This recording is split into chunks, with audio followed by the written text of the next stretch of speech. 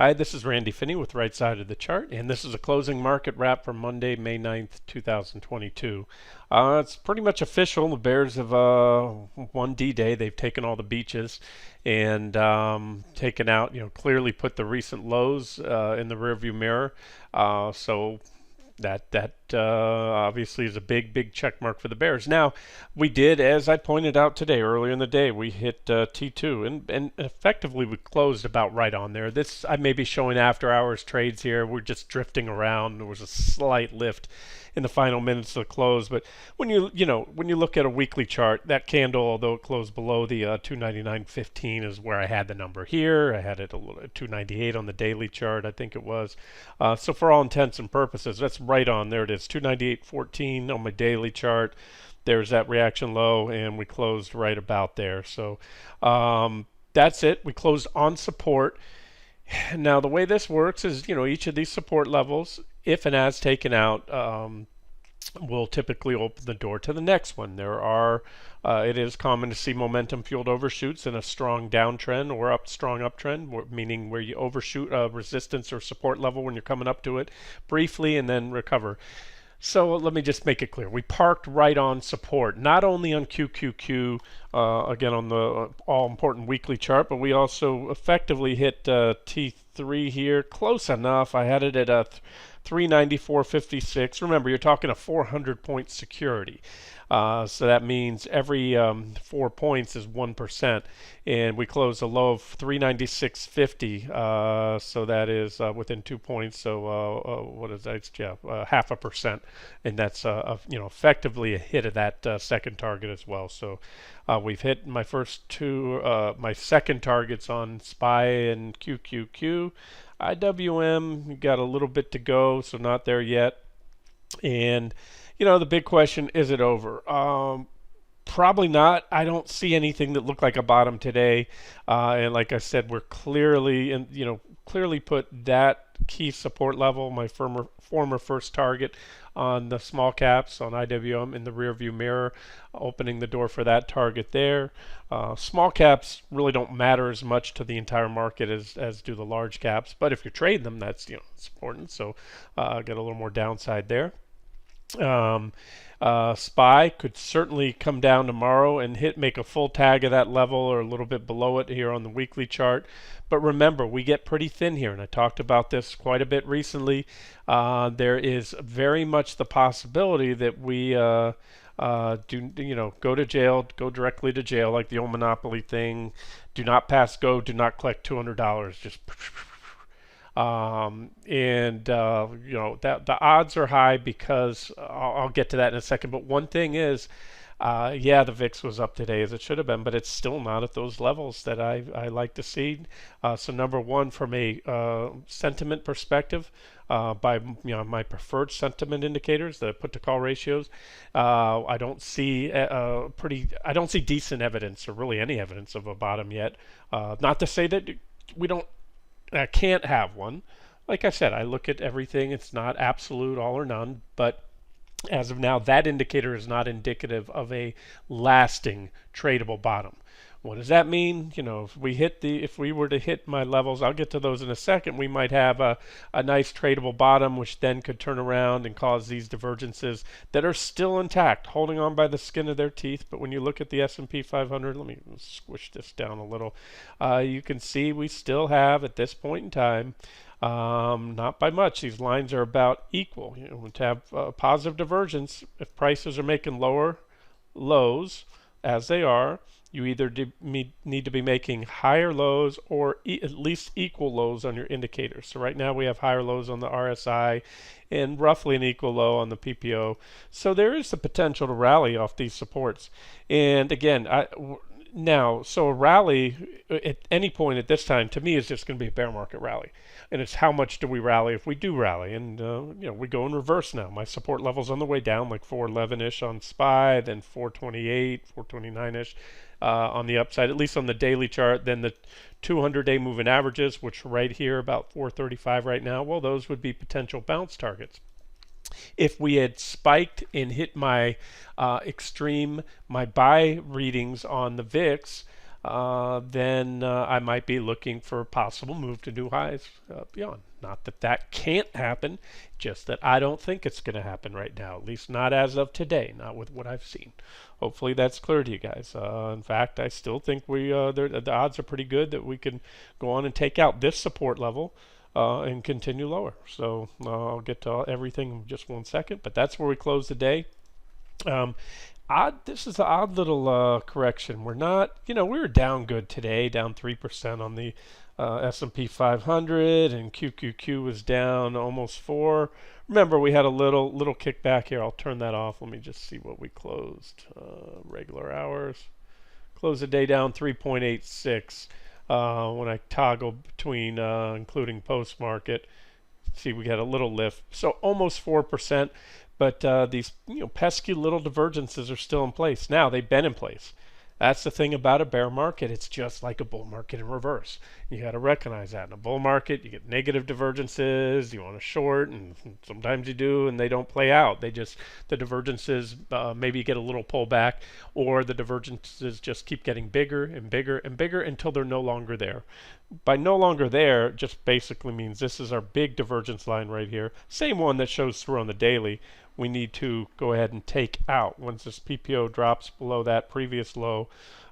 Even these shorter term divergences here, if they get taken out, that's pretty darn bearish. And that's what is likely to happen in a bear market. And again, I've clearly been a rare, there's always bears out, people calling for corrections and all that, but I've maintained long-term targets that I know back here, especially at all-time highs when we peaked, many would laugh at, and some might still laugh at. But I still think these targets are going to get hit.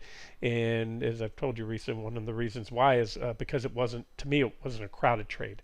I hate being short or staying short when everyone else is bearish and says we're going to go down that much as well, and they're telling me they're chock full of shorts. So we got what I wanted today. It wasn't, I would have preferred a 3% or better gap down, but hey, it worked. That's the important thing. Let's see, we gapped down today. This is just a 1 minute chart here. I'm just showing you. That's where we closed Friday, and then the open was right about here-ish. So it was a decent gap down right about there, 2% or so. Then we had they tried to buy up the gap and fill the gap, got smacked down, and that's it. It's just been a day of selling. And so where I still think we're at, and this is where, the guys and gals out there in the world that trade off fundamental analysis and have just been harping on how strong these Apple earnings are, and Facebook or Amazon, and you name it, whichever ones. I know those they all been knocked down, some more than others, and hence the reason they're going to buy. They don't get the power of forced margin selling, and I think that's what we're continue to have. It's a vicious cycle. The more you go down in the stock market, the more stops get hit, and especially when you're coming off a margin bubble, as we've been in, as we are at every bull market top, then you get that starts moving the other way, and selling begets more selling, especially when bonds have also been, as I've talked about, that whole 60-40 asset allocation mix, for one of the few times in history, hasn't just not been working, it's been really not working, with treasuries falling in line. Remember the NASDAQ 100 peaked back here in November, as did the small caps, and then shortly right after that, around the beginning of the year, the S&P 500 peaked. And so as they've been going down, you had treasury bonds going down as well, all types of bonds, not just treasuries. You had corporates, LQD, that's investment grade corporates. Look at this. And so again, I don't know, maybe it's being talked about. I haven't turned on the TV today, just a little last week. I'll scan the headlines, but pension funds, they've got to be freaking out. They're already behind, underfunded, and overweighted in equities in recent years because they've been chasing returns like everybody else, or most. And there's no safe harbor, other than crude, certain commodities. Sure, that's been going up, but that's also very volatile stuff. Pension funds, you can't load up chock full of crude oil and natural gas. It's such a volatile trade. And then you know what happened with natural gas. We're killing it in that short. Crude's starting to go down as well, as I suspected it would. You're going to see demand destruction. and even more so than immediate demand destruction perceived. It takes a while to realize once demand destruction set in, but markets are almost instantaneous. Yeah, so if you see the stock market really going down, and it all again, force comes back to forced liquidation. Even commodities will probably go down when if the market continues lower. More and more brokers are going to be issuing margin calls. Customers get margin calls. They don't want to sell, but they sell kicking and screaming. Or if they don't do it, their broker will do it for them. That's how it works. So there's LQD, investment grade bonds, still going down. We had a decent day in the treasuries today. We're finally seeing the junk bonds. I was surprised but not shocked to see junk bonds holding out. But look at this, they're going to trade more in line with the stock market. JNK and HYG are your two junk bond ETFs. And again, I think what we're seeing here, and I think it's not being talked about as much as the ripple effects throughout the economy. Big funds. We may get a fund blow up or a bank or financial institution blow up from this. Those that were over, just didn't unwind, didn't prepare, sat there like the three little pigs. They had the one pig that built his house out of bricks, and the other two were screwing around, building their house out of straw and all that so they could play. And then when the wolf came, obviously their house got blown down. So with institutions, my God, if the Fed didn't telegraph enough, even though they pivoted late, but Powell pivoted in November, and you've had all this time to get out of bonds. He said, they implied and then started firming up. They're going to go from quantitative easing to quantitative tightening, going from a zero rate policy to raising rates. And, I think too many waited till the last minute, and this is what a crowded rush looks like from the exits. And when both institutions are selling as well as the Fed. And that's only going to get worse with the Fed, increasing quantitative tightening. Although, again, remember what I said.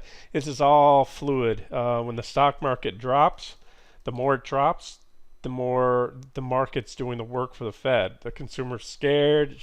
The consumer will pull in when they see their 401k down 30 and then 40%, and spending will slow. Supply chain disruptions will dislodge due to decreased demand, and one way or another the market's going to go down. Either the market does it and the Fed doesn't have to raise rates as much as fast, or the market holds up now, bounces back, everything stays hot, people keep buying cars and TVs and boats and all the expensive items and everything else they can put their hands on, and then the Fed has to raise even more aggressively, and then the markets go down. So it's like kind of like a negative feedback loop.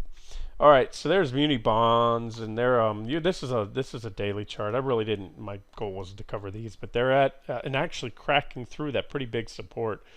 They did the same when COVID hit, but the Fed bailed everybody and everything out, including the bond market. But this is the damage. This combined with the drop in equities again is going to put, even at this point in time, has probably put those big plans like CalPERS so far behind projections right now. I don't see what's going to make up the shortfall. The market would have to go to new highs, with bonds going to new highs, and that's just not going to happen. Or not necessarily going to new highs, but a big rally in bonds. And how's that going to happen? Because if the stock market heats up and goes anywhere near new highs, you're going to just have, again, a hot economy, overheated economy. A lot of consumers buying, spending, housing bubble keep going.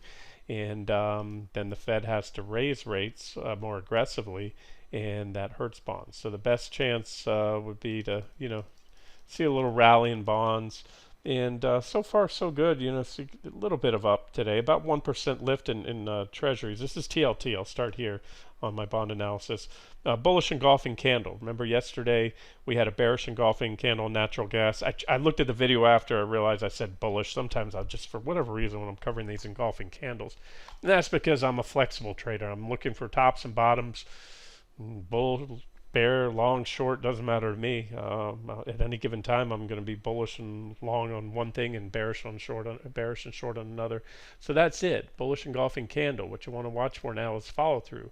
Ideally, another green candle tomorrow, at least the next couple days, and absolutely no violation of the bottom of that candle, or it's no longer the potential to be a bottoming stick. Bullish engulfing candles are potential bottoming sticks, but if it's not the bottom, then it's not a bottoming stick. Hopefully that makes sense, and it just kind of undoes what is there.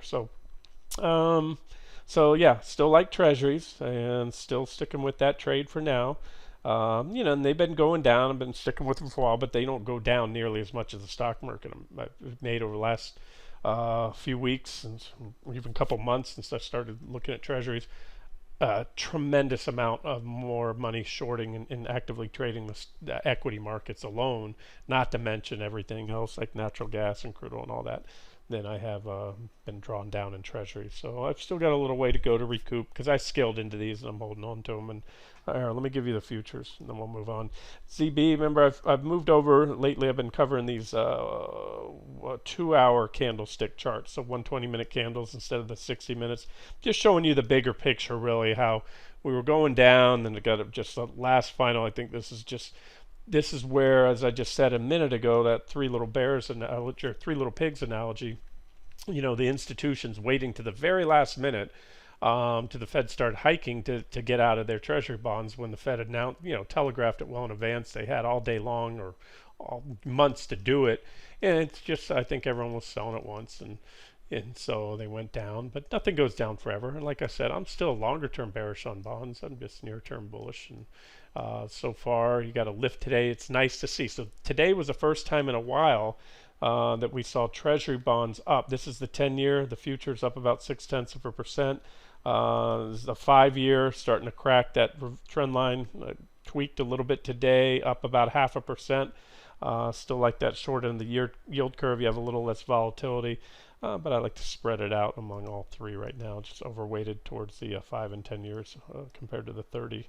But still have the 30-year, and that's ZB, and that's what it looks like coming off the bottom there. So again, it's nice to see down here on the bottom. You can see up 1% today, or right now on the day. Also pretty nice reversal there, and so we're finally seeing that flight to safety. That I suspect we see in that decoupling. It's been a while since both stocks and treasuries have been moving down. That's very unusual. And the longer it persists, the more powerful the mean reversion is going to be. So if the market continues to fall, I suspect at this point, treasuries will continue to rise. And so you have your targets on those. All right, enough on that. I'm going to loop back to the the equity markets, get away from the treasury markets. Then hit on the VIX, some of the sectors, and wrap it up. Time permitting, I'll get into gold. I'm not happy about the way gold is performing lately, but again, there's a good chance it could catch a flight to safety bid, and the longer-term charts are still constructive. So I'll try to get to that. If I don't do it in this video, I'll do it in another one today, or just get you a static chart screenshot out there or follow up in the morning. All right, daily chart of QQQ. Remember, this is support right here. I think I already covered that, 298. Yep, I sure did. And there's that rejection off the PPO. Remember, just like back in 2008 at a nearly identical technical juncture when we had divergence, markets were set up as best as they've been, with the best setup we'd seen in a while with big positive divergence. But right before you got the bullish crossover, and right before they were able to, put in a triple bottom, just like now, they had a little fake out move right around a Fed meeting, and then after post-Fed, the market chose its direction. And to me, this is it. The market had every chance. Ball was in the bulls' court. They failed to capitalize on it. This was my D-Day line. These were the beaches at Normandy. Huge battle between bulls and bears, and as of now, the bears won. I don't get married to any bias. If the bulls want to turn around tomorrow and say, well, this is a sport we were going to take it down to, and that's the divergence we wanted to see, and they start doing this, well, any run back to 317 right now is an objective short entry. That's what I'd be doing, adding on to shorts. But any solid move back above it, as well as this downtrend line, that's going to be bullish unless it fails, right? So they break it and a little whipsaw down. Okay, I'll adjust.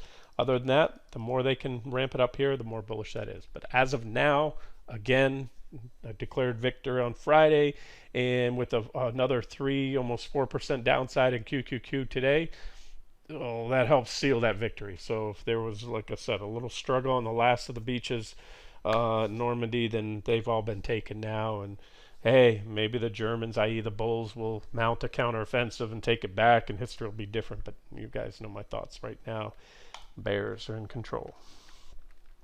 SPY, same thing at support, 397. This is my daily chart. It's not great support, but I've talked about this. We're at that thin zone right here, and as much as bulls just can't understand why the market keeps falling with these strong earnings and the consumer holding up, and they talk about buying and buying, they're going to keep buying. But if the floodgates open, we could come down and hit my longer term first target. Remember, I had near term T1 and T2, but if these floodgates break, in other words, if there's just more forced margin selling, that's what it would be.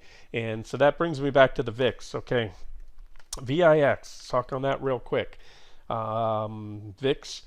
All right, so you're looking here. We're on a weekly chart. Let me go over to the daily for you. But before I leave the weekly, you can see I have a resistance level here. It's been capping it out recently around 37. But let's go to the daily chart. Okay, so look at the VIX. I'm going to color this up for you. I'll make it yellow. It's a big level. Why is it a big level? Well, look, boom, almost got there. Boom, boom, boom, boom. We keep tapping on this. Tap, tap, tap. That is a very good resistance on the VIX. The trend, we've been moving higher in this aspect, but we're still not making new highs. We're making roughly equal highs. So it gives you that kind of triangle pattern. But if they can pop it, if they're going to do it, it's probably going to be this week. They can pop it, the VIX should spike. So let's just analyze this real quick. I'm going to turn off all these lines real quick and talk about this spike right here. So from low to high, the VIX rallied that's about 700%. That's when COVID hit, right? And that was again in the beginning of 2020. And we can even go from the end right when the market peaked right here. The VIX had been moving up a little. And so that spike was about 536%. Here, this was that Q4 2018 drop. Nope, it was actually right here. We had a drop back here, but there was a big spike in the VIX. There was Q4 2018. I'm going to measure that one, 233%. See, this time around, we've been walking higher, but this most recent thrust has only been 93.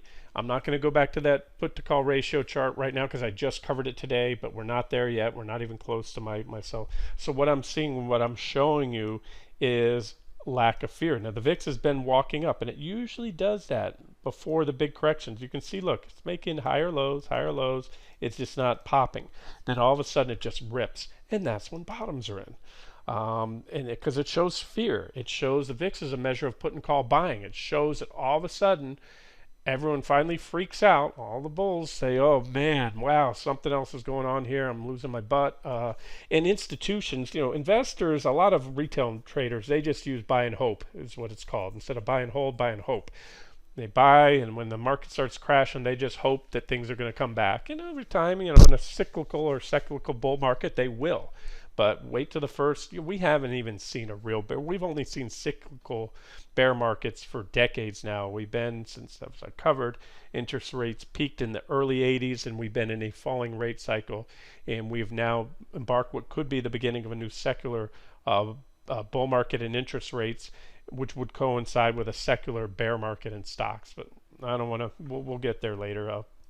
Let's just trade the charts day by day here, and there'll be plenty of bull markets within, even when if we do enter a secular period of a bear market, a decade or more, like Japan entered after their, a similar low interest rate, zero interest rate policy failure back in the 90s, early 90s. All right, so that's it. You can see these big spikes that occurred in there. So there's no fear, and that's why it doesn't guarantee that the market can't go to new highs from here, but it's really just not how bottoms end. They end with these big spikes, and that is, again, a complete shift in sentiment when the masses, when the majority of market participants get really scared, puke up their stocks, and start buying puts and finally betting that the market's going to go down, or hedging up their positions to the point that it does. When they have enough put protection, no, they're not going to lose any more on their equity portions. And VIXY is one of the ETNs that I gave you if you wanted to play the VIX. We put in a divergent low here, and so far so good. It's been moving up, but look, it's been pushing up around this level. Why doesn't this look like the VIX? Because over time you're going to decay. You never hold these things, especially VIX track and ETN. They're rolling futures. They have expenses, slippage, all kinds of stuff. But this is really that recent high in the VIX I showed you here. So if they can pop that about 23.40, then it should run up here. Next target be 30.15, roughly 40.60, and then 52. I don't expect this high, because over time, when you look at this is just going to keep going lower, even during those big spikes. It's just because it's not a long-term, it's a trading vehicle. Trade it during bear markets and corrections. And so they've been holding it back. I put it back here. I didn't think it would take this long to break out and hit those. That was my first target back here, and it's been hit, and it keeps getting hit. Boom, need to pop it. All right, so that hasn't happened yet. And then there's the VIX futures. This is a 6-month, 2-hour. And it keeps diverging. And we've had corrections off each divergent high, but guess what? It keeps going higher. It's shrugging off so far those divergences. Let me be very clear on this. So here's what's going to happen tomorrow and throughout this week. Either the markets hold the support levels they hit today. I showed you SPY and QQQ hit significant targets. On the weekly chart, big support. The bulls should, I'm putting in quotations, should defend that, step in and buy. If they don't, which I suspect they may not, then that's when we're probably going to see that final sharp, big, panic sell-off, waterfall type sell-off, margin induced, and this thing could really pop here.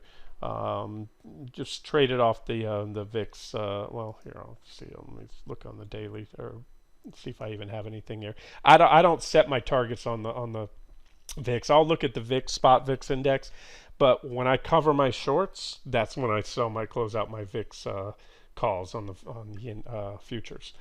Not calls, I'm sorry, the VIX futures. Because once the market bottoms, the VIX will fall. Okay, and as I always say, you can trade the indexes. They're easy. You don't have to worry about when you're in individual stocks or even individual sectors. You got to navigate earnings season. Now we're past we're over the hump on earnings season. So now it is much safer to start stepping back in and trading individual stocks and sectors, because you don't have those big earnings reports from the market leaders or a sector leader like ExxonMobil in this case, for example, or Chevron has the potential to really swing XLE. But once you start getting all those big movers, market leaders out of the way, you don't have to worry about that. And I highlighted this one recently back here as a short setup with a sell signal to come on a break of the trend line. Came right after that. We hit our first target to the button, bounce, put in, as I mentioned on Friday, I re-highlighted this as another trade or a new trade idea if you didn't take it before, or if you covered at T1, because we had another divergent high, even a larger divergent high, and this was by far the biggest sector. And I said that this has been a holdout. That is not going to happen much longer. If the market breaks, this is a component, one of the 11 sectors of the S&P 500. Plus, I had the short on natural gas. Natural gas went on to play out as expected, and a huge down. We'll get to that in 1 second. So you can see XLE, or if you took any of the leverage ones, you're up. XLE dropped 8.35%. You could have done ERX. I think no, that's ERY is a 2-time bear, up 15.75%. DUG up 16.83%, and of course then you have XOP and XES, and as I said, XOP will usually fall more. You get the call right on energy. You can go with XLE, but you're going to get more bang for your buck out of XOP, which was down 10.32% today. XES down, as I said yesterday, that one tends to fall even more. So you were good for, without any leverage, 11.13% on an ETF right there. And that might have been, let's see, 11.13. Yeah, no, it's drifting down in after hours. So I just wanted to check to see where that was. All right, and you can see clearly here taking out that 67.39 support level as well. So probably headed down here to at least this next one, 63.33. So check marks there. And then on a related note, as I just mentioned, natural gas. That one has paid us very nice over the last couple of days. This one was posted as a setup right here on Friday with an entry to come on a break of the trend line in that 8,656 level. Couldn't have played out any better. As I said, don't underestimate how far or fast a crowded trade can fall down. And this is off the bottom right here. This is down 12% on the day right now, and that's after a little lift off the bottom. So we went down. In the last 60-minute chart I posted on Friday, I had added this line here, right there at 7,784, and showed a bounce. We hit it, bounced right off. I didn't notice that on the first chart I gave you on Friday, but then I added it and colored it up yellow. I think I did it in the video.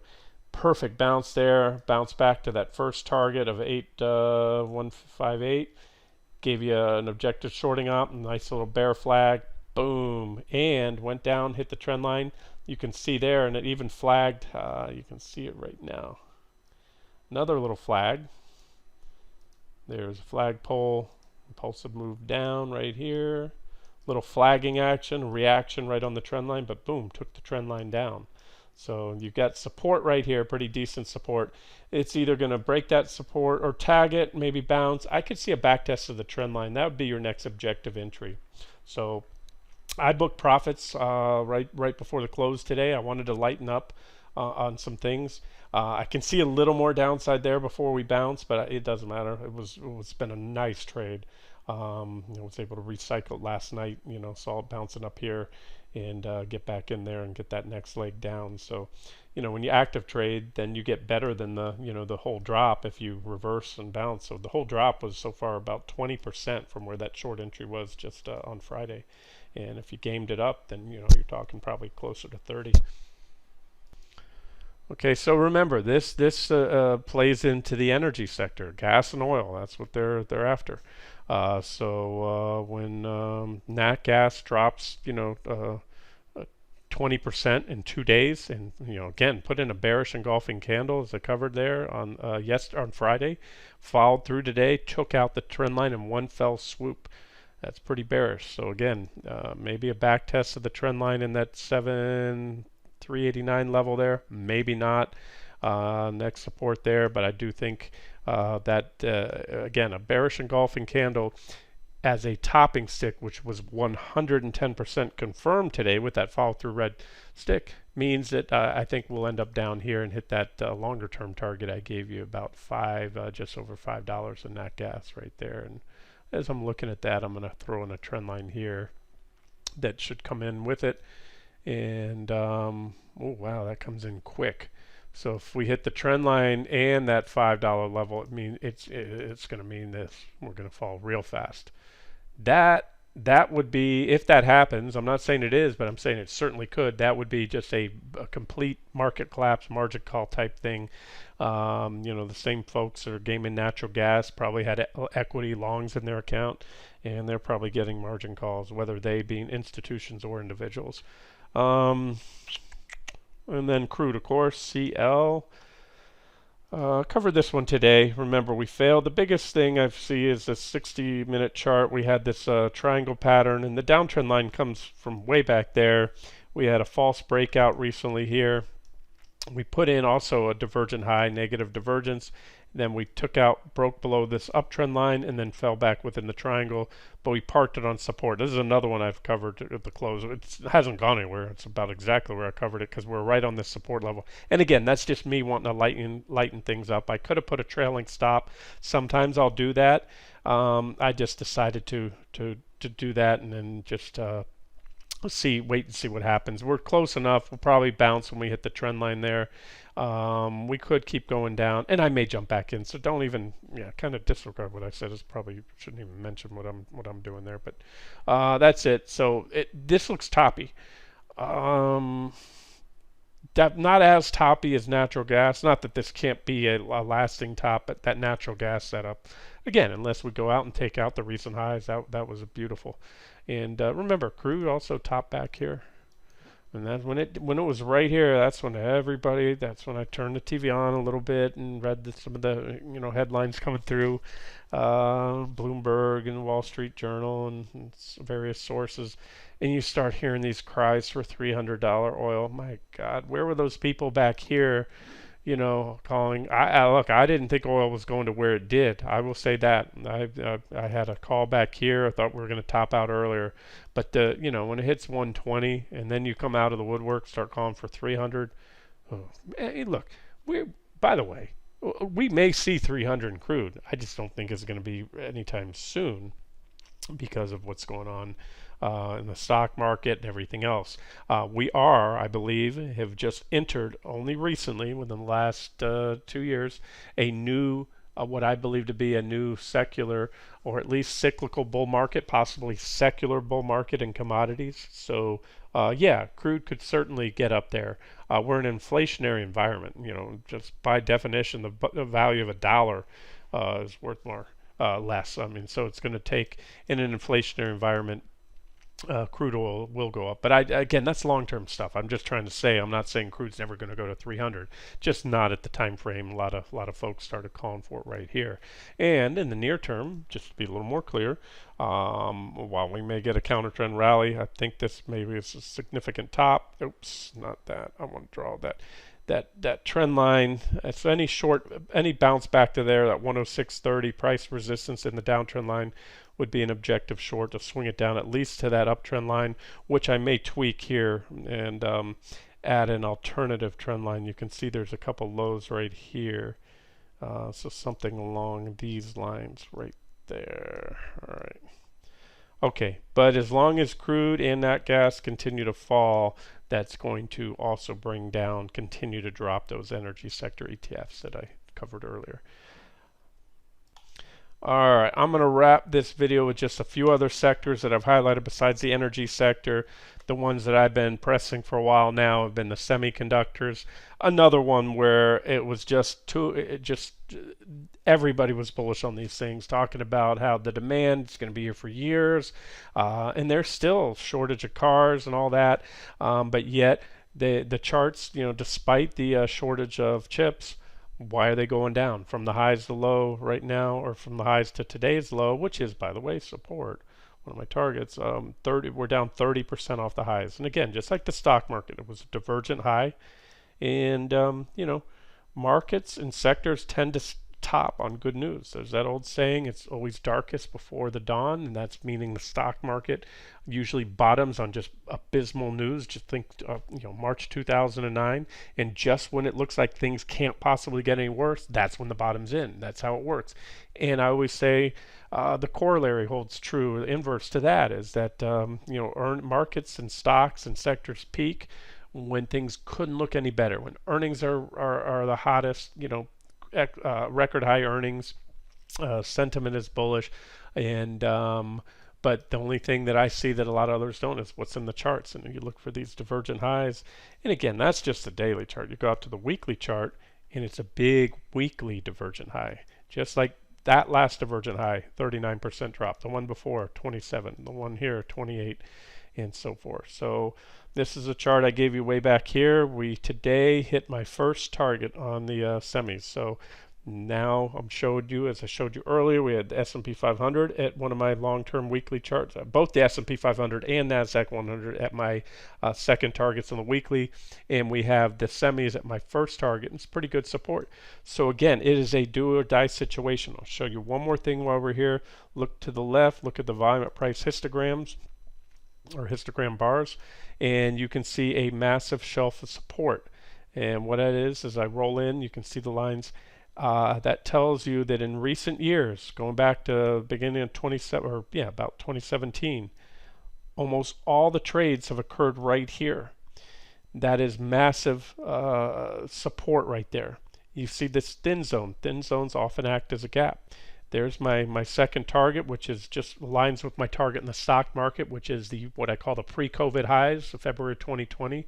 And so if that level is broken and anything but a little whipsaw followed by a recovery, it could be a quick ride down. To me, it's not a matter of, I don't mean to sound overconfident because that wouldn't, but for the most part, let me just say it. It's not a matter of if that target's going to be hit. It's a matter of when.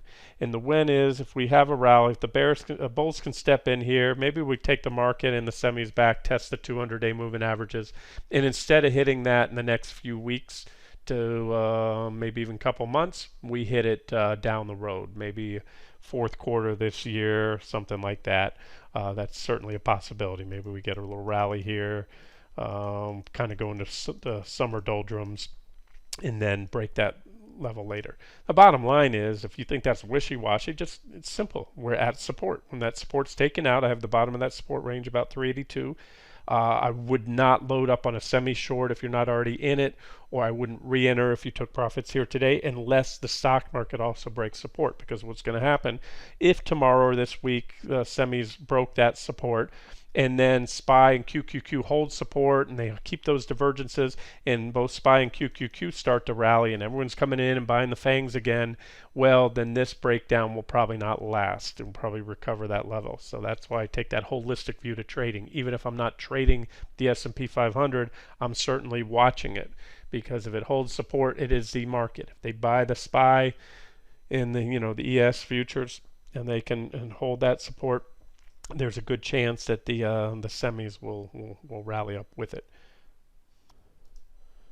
All right, so that's pretty much it. I think home builders I mentioned, and they're still going lower. That's the ITB, the home construction index. Also had a little false breakout here, like a lot of things did after the Fed.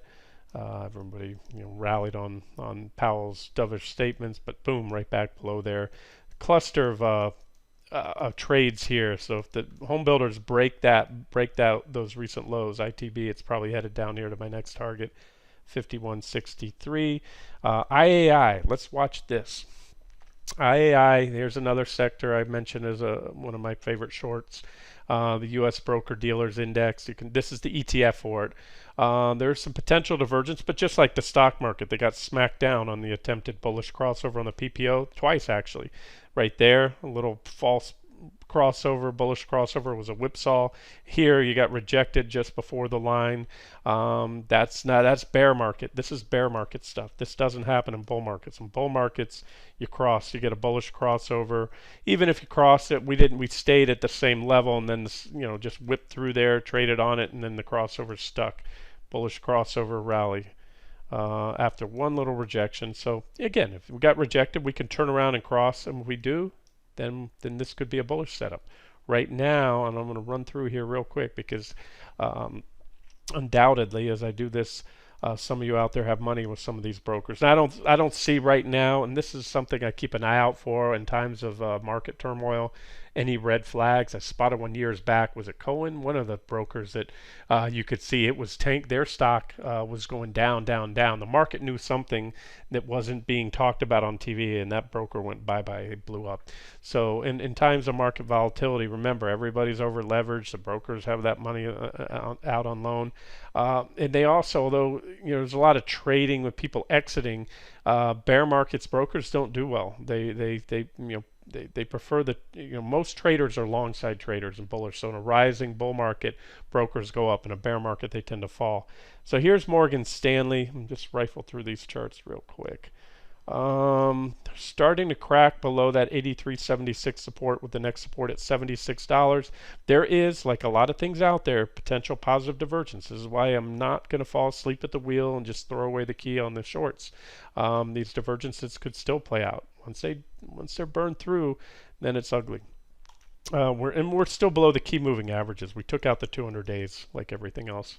So there's Morgan Stanley, and we're below support. So that would favor, unless we can recover, move down to 76. Schwab, see, some of these brokers are starting to build up some momentum to the downside. But Schwab's coming up on a key long-term uptrend line. It needs to either hold that line. If it breaks that, just like natural gas went right through its uptrend line today, it's going to come all the way down to that 51.64 target right there. So there's one to watch. Here's one also that's burned through. Remember, it had positive divergence, and guess what? No more. It has now taken out its divergence with lower lows in both indicators. So there's a good example of how bullish divergences tend to not play out in bear markets. Goldman Sachs still has its divergence, but it's also giving up that big support right there, cracked down below, just like the stock market.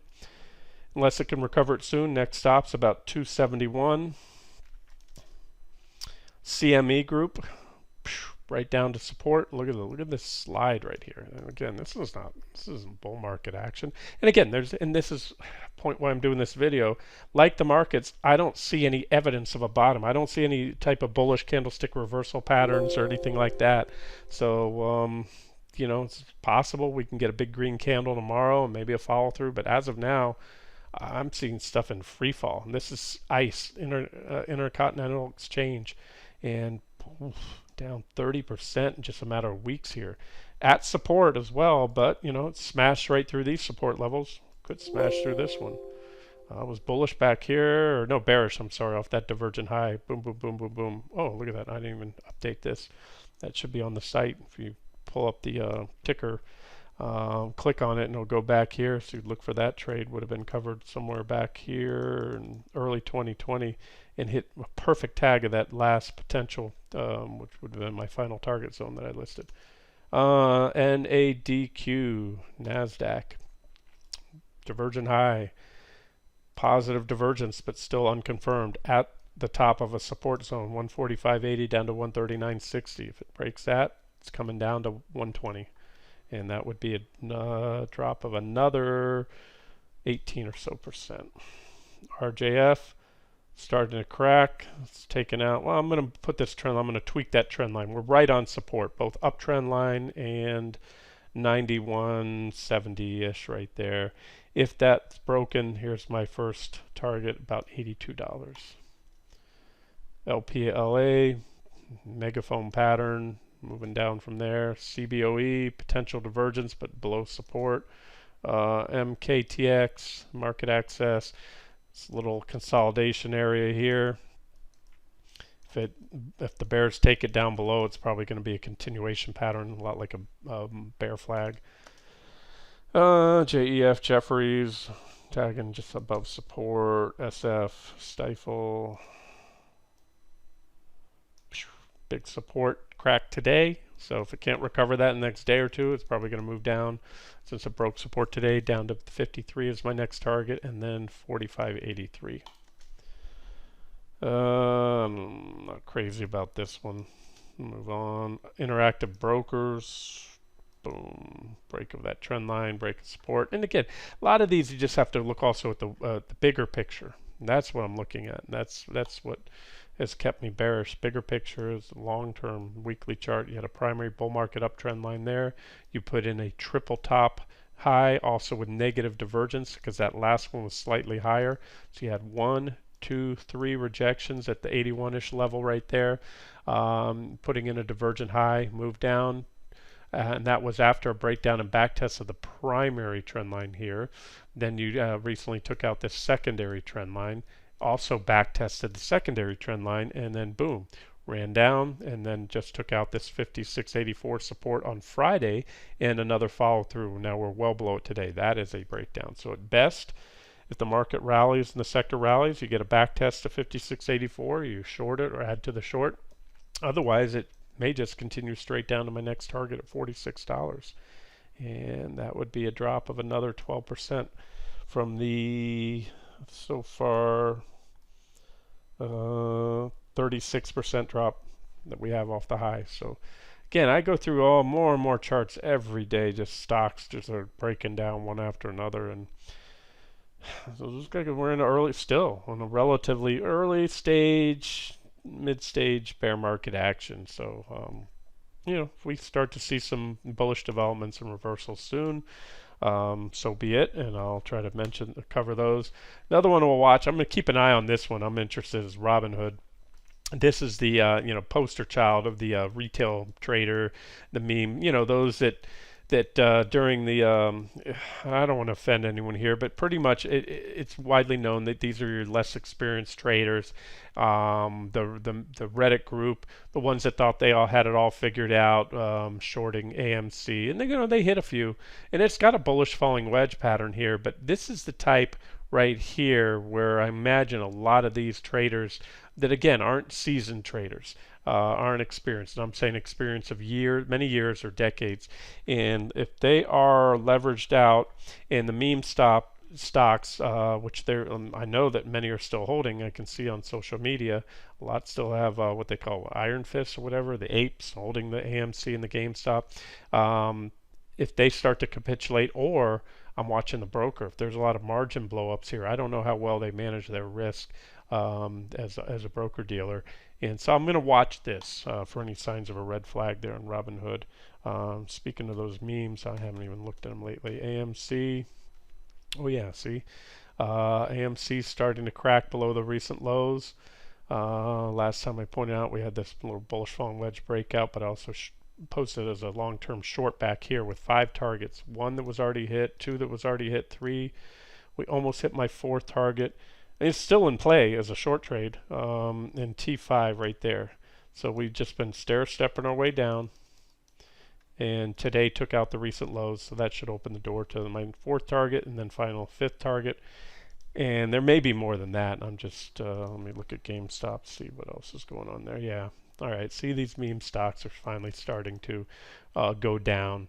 And that's probably due to margin calls from, firms like Robinhood and stuff, wherever else. They might have these in Fidelity or Interactive Brokers, who knows. All right, guys, that's it. I will cover gold and silver and anything else that stands out in another video. This one's been long enough. Wow. All right, so we'll wrap it up here. This has been Randy Finney with Right Side of the Chart. Have a great day.